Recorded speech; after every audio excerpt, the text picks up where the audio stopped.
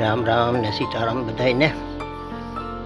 આપણે હવે શું છે, આ બપોરનો ટાઈમ થયો અને તડકોય વધારે છે ને આજે આપણે શું છે કે નારિયેળીમાંથી નારિયેળ પડ્યા એટલે એ શું છે એકદમ પાકી ગયા હતા અને એકદમ સુકાઈ પણ ગયા છે અને પાણી વગરના છે. અને આપણે શું છે કે એને છોલી અને સાફ કર્યા છે.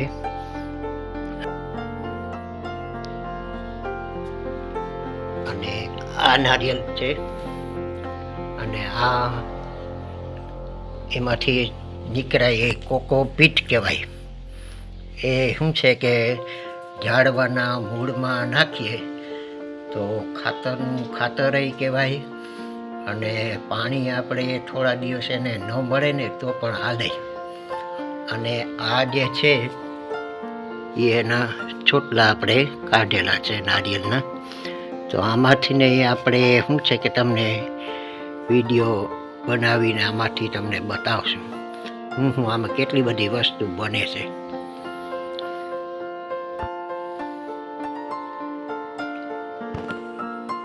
આ તો શું છે કે આ કર્યા હતા એટલે આપણે ચોખ્ખા કર્યા, પણ આને ચોખ્ખા કરવામાં આખો દિવસ નીકળી ગયો. તો એ આ એટલા 8-10-15 નંગ છે આ. અને એટલા બધા ચોખ્ખા કર્યા કે આમાં નથી પાણી કે હવે આમાં શું નીકળે, હવે ટોપડું નીકળે કે પાણી નીકળે, હવે બેમાંથી કે એટલા ચોખ્ખા કરવામાં આખો દિવસ કાઢ્યો આમાં. અહીં એટલા ચોખ્ખા થયા. અને આ ને તો ઘણો બધો ટાઈમ લાગશે, કારણ કે આને એક છોટલા કરી અને અમે કાઢશું આને. અને આની આઈટમ પછી આપણે તમને વિડીયોમાં આગલા વિડીયોમાં બતાવેલી છે અને પાછા પણ બતાવશું અમે શું બનશે. આમાં ઘણું બધું બને છે આમાંથી.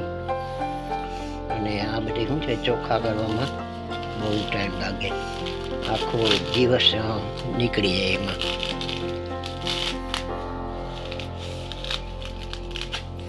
તો આ રીતે આ ભૂકો કહેવાય, એ ભૂકો કોકોપીટ કહેવાય. અને એ પણ એમાંથી નીકળશે. આ શું છે કે બહુ ફૂંકાઈ ગયેલા છે અને એની કાચલી જવો તમે કેવી થઈ ગઈ, એકદમ આવ કઠોળ પાણા જેવી થઈ ગઈ. અને આને બહુ કાઢવામાં બહુ ટાઈમ આવા થઈ ગયા આવ.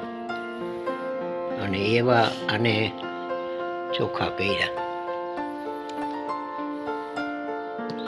ને એમાંથી આ કોકોપીટ આપણે કાઢ્યું. અને એમાંથી પછી આ આપણે બનાવશું વિડીયો અને તમને બતાવશું.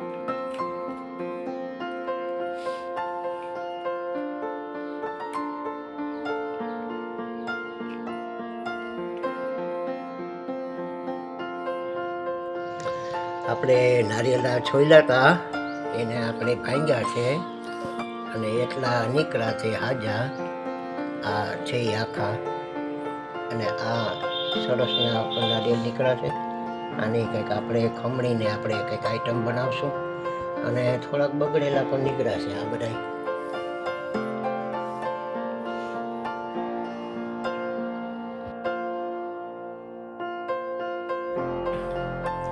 હવે શું છે કે તડકો થઈ ગયો અને બપોરનું જમવાનો ટાઈમ થઈ ગયો છે અને હવે આપણે જોઈએ હું એને બનાવ્યું છે આજે. તો ડુંગળી બટેટાનું શાક બનાવ્યું છે અને રોટલી બનાવી છે અને આજે ટેસ્ટી ઢોકળા બનાવેલા છે. બાજુમાં ચટણી પડી છે અને આ ઢોકળા છે અને છાશ પણ છે. તો તમે હવે હાલો ને મોઢામાં હવે શું છે પાણી આવી ગયા છે હવે ને હવે આપણે ચાલુ કરીએ હવે હાલો તો તમે.